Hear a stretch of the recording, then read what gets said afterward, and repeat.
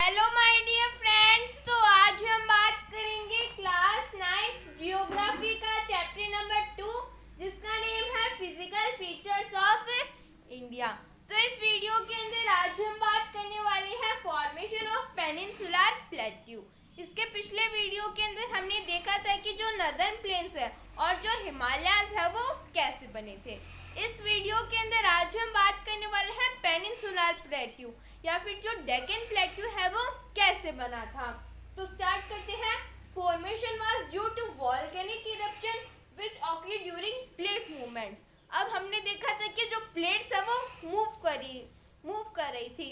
पहले भी हम पढ़ रहे थे कि हमने प्लेट टेक्टोनिक्स की स्टोरी भी पढ़ी थी। हमने देखा था कि हिमालयास भी कैसे बने, वो भी प्लेट मूवमेंट के कारण ही बने। और जो वॉल्केनिक इरप्शन हुआ था वो भी प्लेट मूवमेंट के कारण ही हुआ था। अब वॉल्केनिक इरप्शन और प्लेट मूवमेंट का इन दोनों का क्या कनेक्शन है तो वो अब हम पढ़ते हैं। तो वॉल्केनिक इरप्शन पहले हमने देखा था कि जो अर्थ होती है हमारी, उसकी जो क्रस्ट होती है उसके बीच में क्रैक्स डेवलप होती है, या फिर हमारी अर्थ की क्रस्ट के ऊपर क्रैक्स थी। तो 7 मेजर क्रैक्स थी और भी छोटी छोटी क्रैक्स होती है।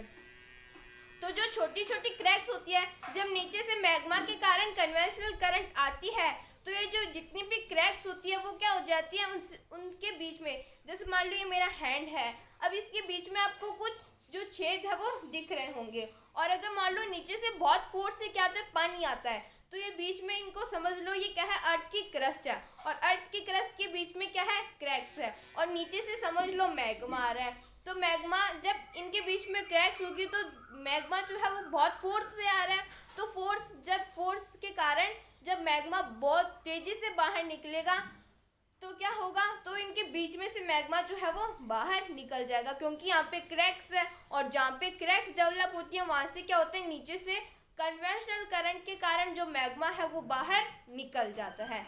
तो ये है वॉल्केनिक इरप्शन और जो प्लेट्स की जो स्टोरी है उनके बीच में कनेक्शन। क्या कनेक्शन है, एक बार फिर से रिवाइज करते हैं कि हमारी जो अर्थ है उसके अंदर 7 मेजर क्रैक्स है और भी छोटी छोटी क्रैक्स है।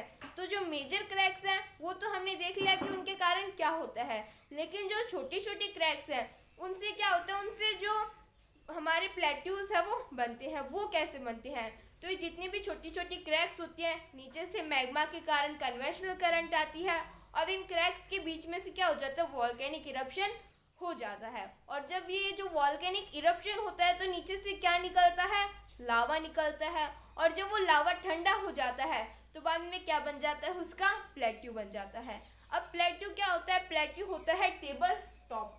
अब जैसे हमारी जो टेबल होती है वो क्या होती है, वो नीचे से तो थोड़ी उठी हुई रहती है और ऊपर जाके वो फ्लैट हो जाती है। वैसे ही हमारा प्लेट्यू होता है। प्लेट्यू भी क्या होता है, नीचे से तो थोड़ा उठा हुआ होता है और ऊपर जाके वो एकदम प्लेन हो जाता है। तो वही जब वो जो वॉल्केनिक इरप्शन होता है और जब वो लावा ठंडा हो जाता है तो बाद में क्या बन जाता है, उसका प्लेट्यू बन जाता है। Formation was due to volcanic eruption which occurred during plate movement. और ये जो वॉल्केनिक इरप्शन हुआ था वो कब हुआ था, प्लेट मूवमेंट के टाइम पे, जब प्लेट मूव कर रही थी तभी नीचे से कन्वेंशनल करंट आ रही थी, तभी तो प्लेट जो है वो मूव कर रही थी, ड्रिफ्टिंग हो रही थी उनकी। तो प्लेट मूवमेंट के टाइम पे वॉल्केनिक इरप्शन होता है और उससे क्या बन जाते हैं, हमारे प्लेट्यू बन जाते हैं।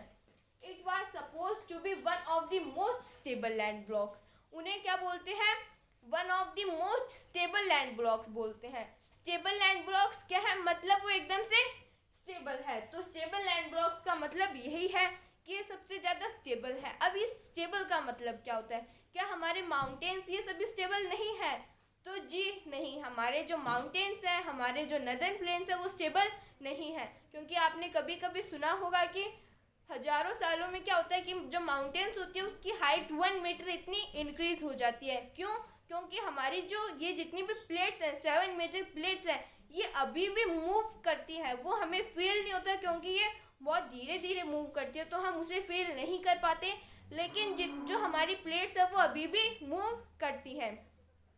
ऐसा नहीं है कि आप आज इंडिया के अंदर सोओगे तो कल जाके यूरोप के अंदर मिलोगे। वो जो प्लेट्स होती है वो बहुत धीरे धीरे मूव करती है। तो जब वो मूव करेंगी तो जो हिमालयास है तो जो नीचे सेडिमेंट्स है तथ्य सी के वो, और जो हिमालयाज़ है उसकी हाइट हमारी और बढ़ती जाएगी। तो जब हिमालयाज़ की हाइट और बढ़ती जाएगी तो इससे तो यही प्रूफ होता है कि जो हिमालयाज़ है वो अनस्टेबल है, और जो रिवर्स आती है वो अपने साथ में सेडिमेंट्स हमेशा लेती आएगी। ऐसा थोड़ी है कि रिवर्स अब सोच लेगी कि नहीं, अब नीचे जो है नदर्न प्लेन्स बन गए हैं, अब हम हमारे साथ में सेडिमेंट्स नहीं लेके जाएंगे।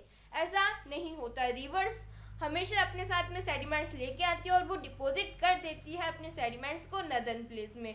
तो हमारे हिमालयाज़ भी स्टेबल नहीं रहे और हमारी जो नदर्न प्लेन्स है वो भी स्टेबल नहीं रही, लेकिन हमारे जो प्लेट्यूज़ है वो स्टेबल हैं। प्लेट्यूज स्टेबल क्यों है? क्योंकि अभी वॉल्केनिक इरप्शन नहीं होता, तो जो क्रैक्स हैं वो उनके बीच में वॉल्केनिक इरप्शन नहीं होता, और जो प्लेट्यूज है वो स्टेबल है, वो फिर से नए नहीं बनते। तो प्लेट्यूज स्टेबल है। और ये हमारे जो प्लेट्यूज हैं ये कब बने थे? जब ये जो प्लेट्स है वो मूव करी थी, मतलब हिमालय से ये पहले ही बन गए थे।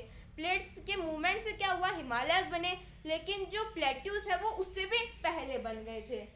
तो यूथफुल टोपोग्राफी क्या है? जो कि अभी अभी बने हैं। तो अभी अभी मतलब कोई हजारों लाखों सालों पहले। तो जो अभी अभी बने हैं उन्हें हम बोलते हैं यूथफुल टोपोग्राफी। तो हिमालयाज, नदर्न प्लेन्स, ये क्या है? Youthful topography. ये अभी अभी बने हैं, कुछ ही सालों पहले, कुछ ही लाखों सालों पहले ये बने हैं। जबकि ये जो और टोपोग्राफी के अंदर आते हैं हमारे पेनिनसुलर प्लेट्यू। ये जो पेनिनसुलर प्लेट्यू है ये बहुत ही पहले बन गए थे। तो पेनिनसुलर प्लेट्यू पहले बन गए थे, और जो हिमालयाज और जो नदर्न प्लेन्स है वो अभी अभी बने हैं। तभी तो हम कहीं कहीं पे पढ़ते हैं कि young fold mountains, Himalayas are young fold mountains. Young fold mountains क्यों पढ़ते हैं हम? क्योंकि हिमालयाज जो है वो अभी अभी बने हैं, नदर्न प्लेन्स भी अभी अभी बने हैं, जबकि जो हमारे पेनिनसुलर प्लेट्यू है वो ओल्ड टोपोग्राफी के अंदर आते हैं।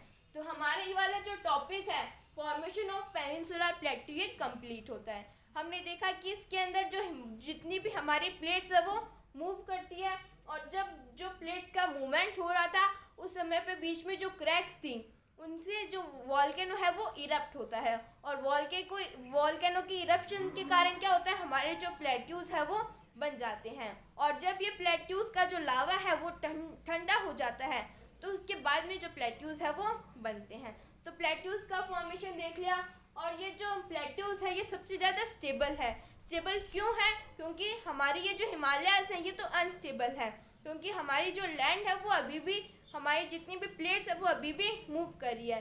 तो ये जो प्लेट टेक्टोनिक्स की स्टोरी है ये अभी भी जारी है। तो प्लेट्स अभी भी मूव कर रही है, तो जो हिमालयाज है उनकी हाइट अभी इंक्रीज होती जा रही है, जबकि ये जो हमारे प्लेट्यूज हैं ये क्या है? अनस्टेबल है।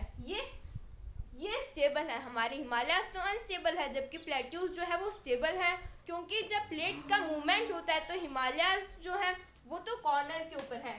जैसे ये दो प्लेट्स हैं, जब ये टकराएंगे तो हिमालयाज जो है वो यहाँ पे मार्जिन्स के ऊपर है, तो इनके ऊपर ज़्यादा इफेक्ट होगा, जबकि मेरे यहाँ पे बिल्कुल भी इफेक्ट नहीं हो रहा है, क्योंकि ये इससे थोड़ा दूर है। तो ये क्या है? स्टेबल है, जबकि ये जो हिमालयाज है वो अनस्टेबल है। और हिमालयाज यूथफुल टोपोग्राफी के अंदर आते हैं, जो हमारे नदर्न प्लेन्स है वो भी यूथफुल टोपोग्राफी के अंदर आते हैं, जबकि जो पेनिनसुलर प्लेट्यू है वो हमारी ओल्ड टोपोग्राफी के अंदर आता है। तो हमने देख लिया कि हिमालयाज और जो नदर्न प्लेन्स, जो इंडियन लैंडमास है वो कैसे बना, और पेनिनसुलर या फिर डेक्कन प्लेट्यू भी कैसे बना। अब हम हिमालयाज, इन सभी के बारे में एक एक करके हमारे नेक्स्ट वीडियो से स्टार्ट करने वाले हैं। If anybody have any type of doubt, any type of query, then please ask me in the comments. Thank you so much.